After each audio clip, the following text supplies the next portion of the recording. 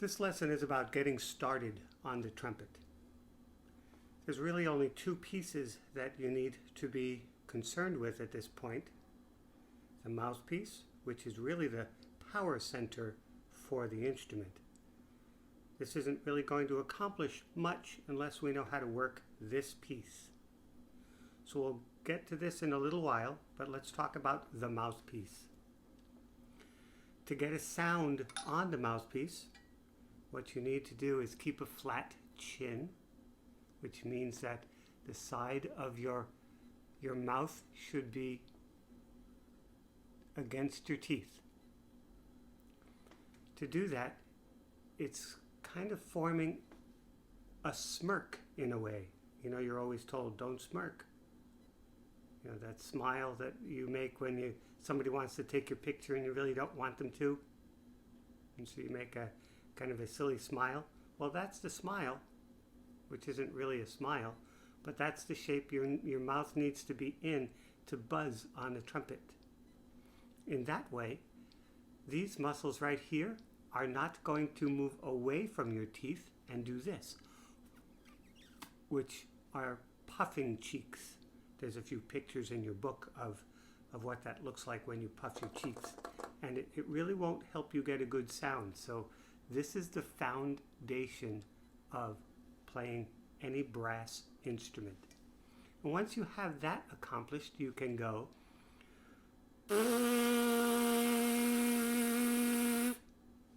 Now I did that not by squeezing my lips together. I did more of, if you're going to say squeeze or be tight, it's more here. This is loose. This just comes together enough to vibrate.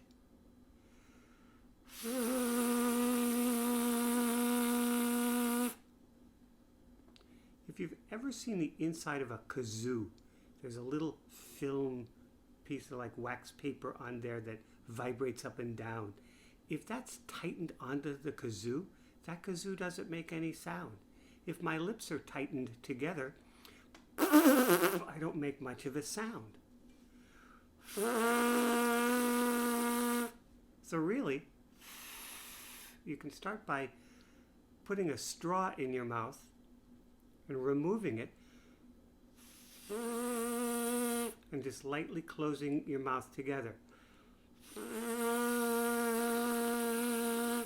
Emphasis on lightly together. If you can make that sound, then you can use the mouthpiece. You put half of it on the top, half of it on the bottom.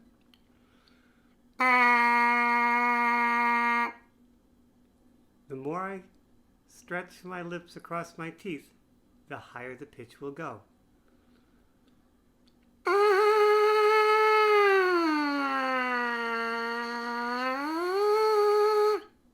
Your job at the beginning is simply to see if you can make pitches go higher and lower, not by squeezing your lips, but by more and more of that smirk. More smirk, high notes. A little less smirk, low notes.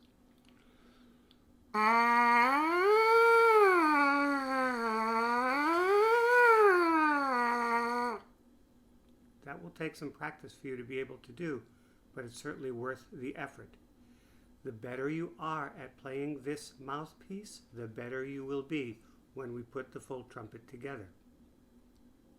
Once it is together, don't pop this onto the trumpet itself.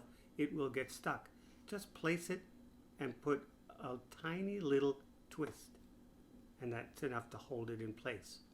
If it gets stuck, we need to get a special mechanism to put on there to pull that mouthpiece out, and you don't want to have to do that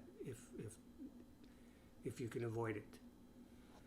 This hand simply puts these fingers around these valve casings. There's a ring here. My hand is a size that my ring finger goes in that circle. Yours might be that your pinky goes there. This hand acts like there's a ball in there, except that your thumb will be a little flatter than holding a ball. You just put that your thumb here and your fingers, finger tips, go on top. Some people like to put their pinky on top of this ring. Some people like it under the ring. I guess when I play, mine moves around a bit. I'm not sure which one I'm always at. But the point is, you want to be able to press with the tips of your fingers, not the flat part. Many students come and say, my valves got stuck. It's because you're pushing this way, and it's forcing the metal of the valve into the metal of the trumpet, because you're putting pressure in this direction, and really the valves work best when pressed straight down. It's not to say that they'll never get stuck. It's just they'll get stuck less. So that's the beginning. Mouthpiece, mouthpiece, mouthpiece.